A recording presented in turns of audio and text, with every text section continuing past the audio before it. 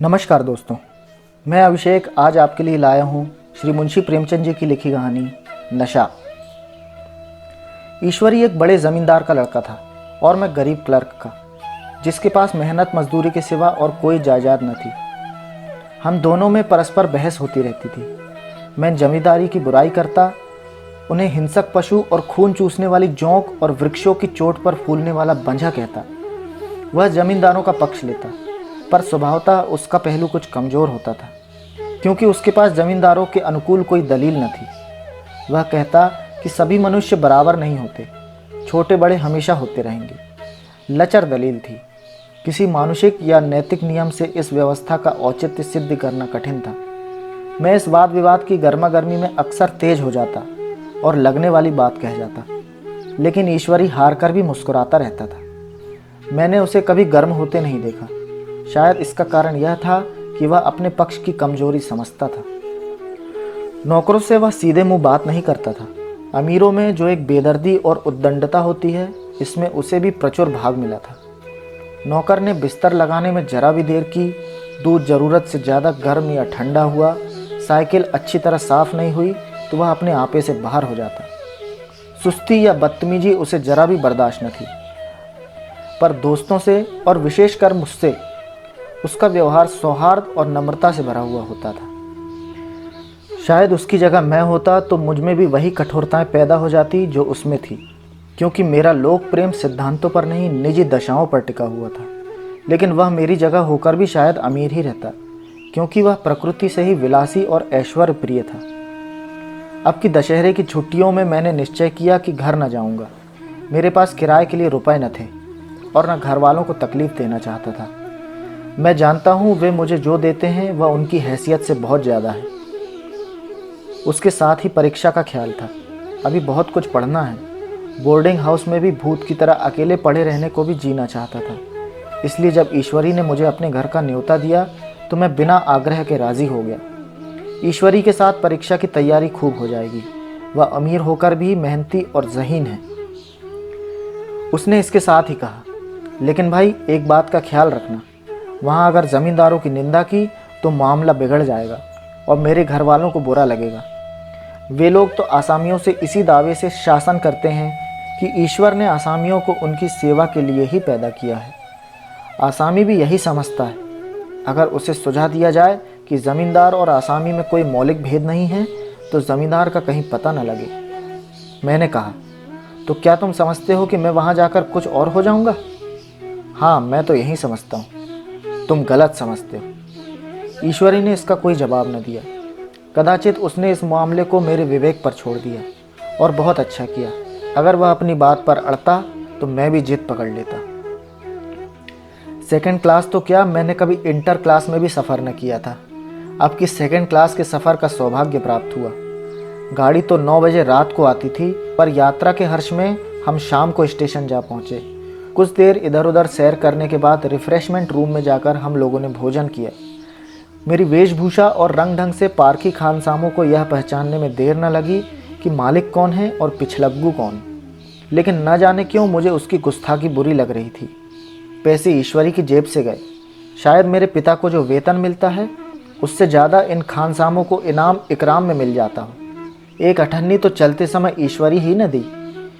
फिर भी मैं उन सबों से उसी तत्परता और विनय की अपेक्षा करता था जिससे वे ईश्वरी की सेवा कर रहे थे। ईश्वरी के हुक्म पर सबके सब दौड़ते थे, लेकिन मैं कोई चीज़ मांगता हूँ तो उतना उत्साह नहीं दिखाते। मुझे भोजन में कुछ स्वाद न मिला। यह भेद मेरे ध्यान को संपूर्ण रूप से अपनी ओर खींचे हुए था। गाड़ी आई, हम दोनों सवार हुए। खानसामों ने ईश्वरी को सलाम किया, मेरी ओर देखा भी नहीं। ईश्वरी ने कहा, कितने तमीज़दार हैं ये सब। एक हमारे नौकर हैं कि कोई काम करने का ढंग नहीं। मैंने खट्टे मन से कहा, इसी तरह अगर तुम अपने नौकरों को भी 8 आने रोज़ इनाम दिया करो तो शायद इनसे ज़्यादा तमीज़दार हो जाएं। तो क्या तुम समझते हो यह सब केवल इनाम के लालच से इतना अदब करते हैं? जी नहीं, कदापि नहीं। तमीज़ और अदब तो इनके रक्त में मिल गया है। गाड़ी चली। डाक थी। प्रयाग से चली तो प्रतापगढ़ जाकर रुकी। एक आदमी ने हमारा कमरा खोला। मैं तुरंत चिल्ला उठा, दूसरा दर्जा है, सेकंड क्लास है। उस मुसाफिर ने डिब्बे के अंदर आकर मेरी ओर एक विचित्र उपेक्षा की दृष्टि से देखकर कहा, जी हाँ, सेवक इतना समझता है, और बीच वाले बर्थ पर बैठ गया। मुझे कितनी लज्जा आई कह नहीं सकता। भोर होते होते हम लोग मुरादाबाद पहुँचे। स्टेशन पर कई आदमी हमारा स्वागत करने के लिए खड़े थे। 2 भद्र पुरुष थे, 5 बेगार। बेगारों ने हमारा लगेज उठाया। दोनों भद्र पुरुष पीछे पीछे चले। एक मुसलमान था, रियासत अली, दूसरा ब्राह्मण था, राम हरक। दोनों ने मेरी ओर अपरिचित नेत्रों से देखा, मानो कह रहे हों, तुम कौवे होकर हंस के साथ कैसे? रियासत अली ने ईश्वरी से पूछा, यह बाबू साहब क्या आपके साथ पढ़ते हैं? ईश्वरी ने जवाब दिया, हाँ, साथ पढ़ते भी हैं और साथ रहते भी हैं।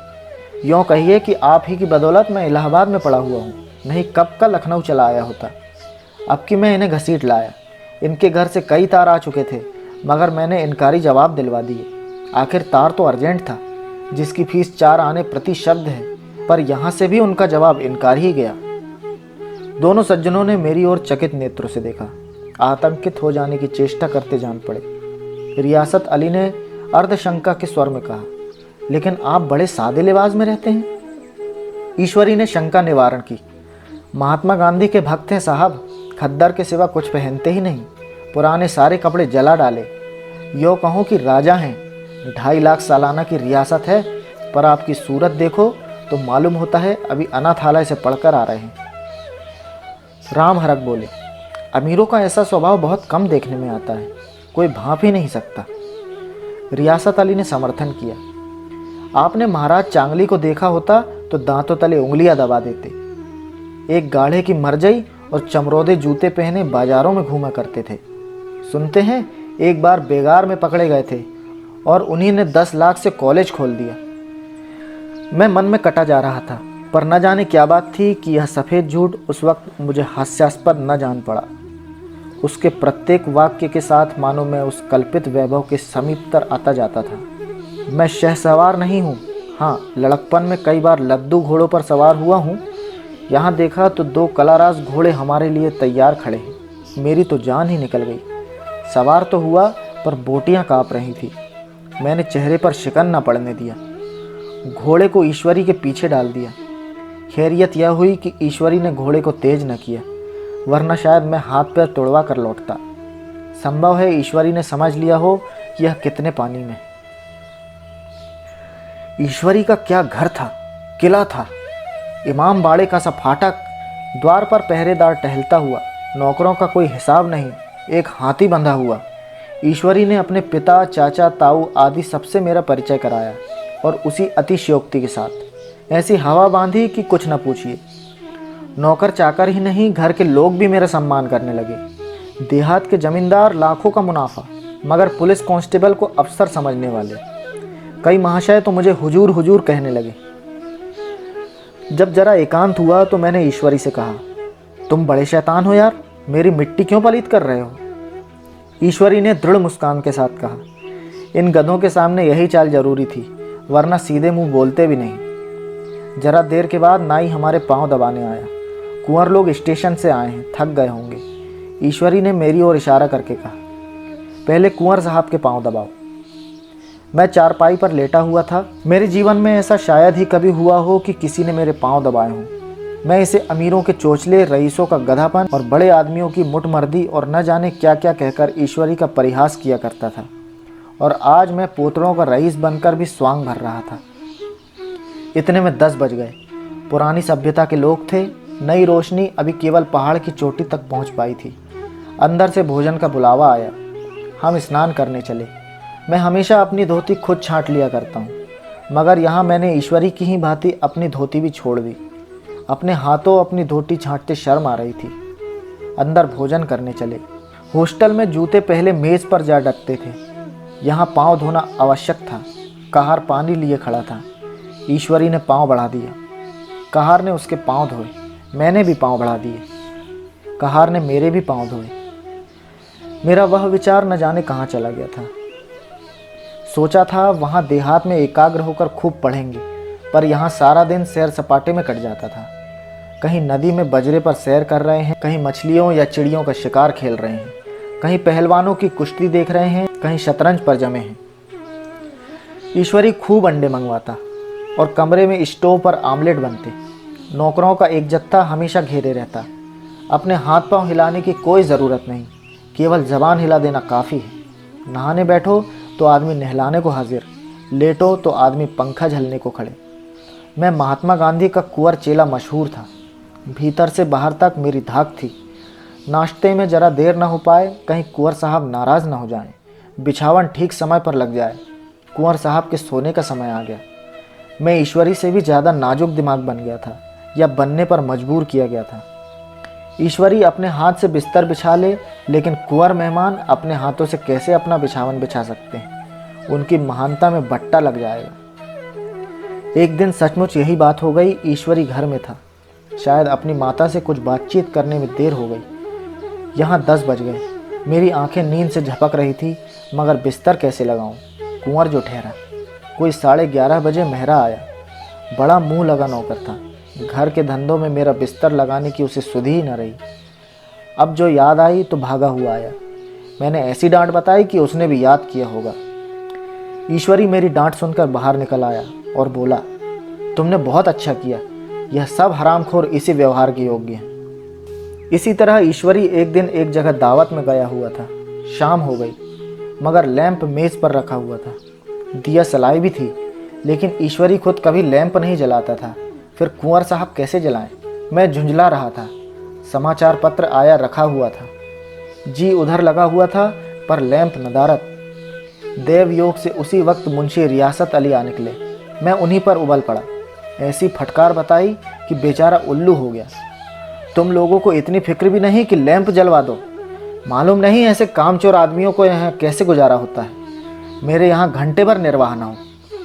रियासत अली ने कांपते हुए हाथों से लैंप जला दिया। वहाँ एक ठाकुर अक्सर आया करता था। कुछ मनचला आदमी था, महात्मा गांधी का परम भक्त। मुझे महात्मा जी का चेला समझकर मेरा बड़ा लिहाज करता था, पर मुझसे कुछ पूछते में संकोच करता था। एक दिन मुझे अकेला देखकर आया और हाथ बांधकर बोला, सरकार तो गांधी बाबा के चेले हैं ना? लोग कहते हैं कि यहाँ स्वराज हो जाएगा तो जमींदार न रहेंगे। मैंने शान जमाई, जमींदारों के रहने की ज़रूरत ही क्या है? यह लोग गरीबों का खून चूसने की सिवा और क्या करते हैं? ठाकुर ने फिर पूछा, तो क्यों सरकार, सब जमींदारों की ज़मीन छीन ली जाएगी? मैंने कहा, बहुत से लोग तो खुशी से दे देंगे, जो लोग खुशी से ना देंगे उनकी ज़मीन छीननी ही पड़ेगी। हम लोग तो तैयार बैठे हुए हैं, जो ही स्वराज हुआ अपने इलाके असामियों के नाम हिब्बा कर देंगे। मैं कुर्सी पर पाँव लटकाए बैठा था। ठाकुर मेरे पाँव दबाने लगा, फिर बोला, आजकल ज़मींदार लोग बड़ा जुल्म करते हैं सरकार। हमें भी हुजूर अपने इलाके में थोड़ी सी ज़मीन दे दें तो चलकर वहीं आपकी सेवा में रहें। मैंने कहा, अभी तो मेरा कोई अख्तियार नहीं है भाई, लेकिन जो ही अख्तियार मिला तो मैं सबसे पहले तुम्हें बुलाऊंगा। तुम्हें मोटर ड्राइवरी सिखाकर अपना ड्राइवर बना लूँगा। सुना उस दिन ठाकुर ने खूब भंग पी और अपनी स्त्री को खूब पीटा और गांव के महाजन से लड़ने पर तैयार हो गया। छुट्टी इस तरह तमाम हुई और हम फिर प्रयाग चले। गांव के बहुत से लोग हम लोगों को पहुंचाने आए। ठाकुर तो हमारे साथ स्टेशन तक आया। मैंने भी अपना पार्ट खूब सफाई से खेला और अपनी कुबेरोचित विनय और देवत्व की मुहर हर एक हृदय पर लगा दी। जी तो चाहता था हर एक नौकर को अच्छा इनाम दूं, लेकिन वह सामर्थ्य कहाँ थी। वापसी टिकट था ही, केवल गाड़ी में बैठना था। पर गाड़ी आई तो ठसाठस भरी हुई। दुर्गा पूजा की छुट्टियां भोगकर सभी लोग लौट रहे थे। सेकंड क्लास में तिल रखने की जगह नहीं। इंटर क्लास की हालत उससे भी बदतर।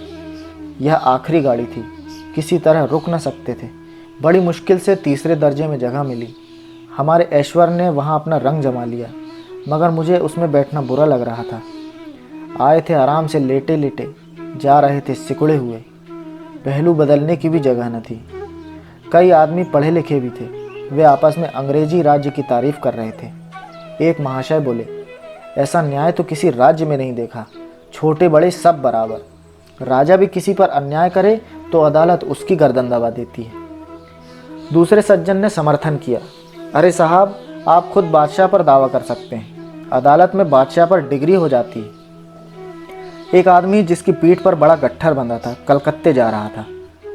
कहीं गठरी रखने की जगह न मिलती थी, पीठ पर बांधे हुए था। इससे बेचैन होकर बार बार द्वार पर खड़ा हो जाता। मैं द्वार के ही पास बैठा हुआ था। उसका बार बार आकर मेरे मुंह को अपनी गठरी से रगड़ना मुझे बहुत बुरा लग रहा था। एक तो हवा यूं ही कम थी, दूसरे उस गंवार का आकर मेरे मुंह पर खड़ा हो जाना मानो मेरा गला दबाना था। मैं कुछ देर तक जब्त किए बैठा रहा। एकाएक मुझे क्रोध आ गया।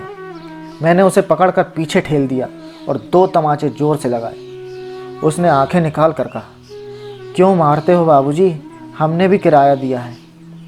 मैंने उठकर 2-3 तमाचे और जड़ दिए। गाड़ी में तूफान आ गया। चारों ओर से मुझ पर बौछारें पड़ने लगी। अगर इतने नाजुक मिजाज हो तो अव्वल दर्जे में क्यों नहीं बैठे? कोई बड़ा आदमी होगा तो अपने घर का होगा, मुझे इस तरह मारते तो दिखा देता। क्या कसूर किया था बेचारे ने? गाड़ी में सांस लेने की जगह नहीं, खिड़की पर जरा सांस लेने खड़ा हो गया तो उस पर इतना क्रोध।